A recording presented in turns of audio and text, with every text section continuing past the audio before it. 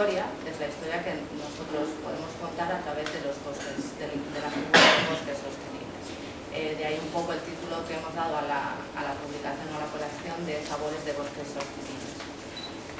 En el segmento gourmet, como comentábamos, la importancia de la venta enfocada al regalo, y ahí ese mensaje clarísimamente además de regalar de estas trufas o regalar... Bueno, desde PFC España hemos lanzado la iniciativa de sabores sostenibles para promover y promocionar los productos forestales silvestres, y que son productos forestales comestibles. Tenemos el piñón, la trufa, también plantas aromáticas, que son un gran potencial de desarrollo económico para la gente del territorio, pero que ni siquiera la propia gente del territorio lo valora como tal.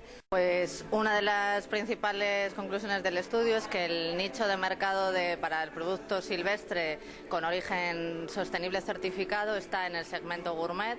Es un segmento con mayor poder adquisitivo, en el cual importa mucho, hay un componente muy importante de la venta orientada al regalo. Son chefs de reconocido prestigio que dicen que el sello, incluir productos certificados en su carta, les daría mayor prestigio.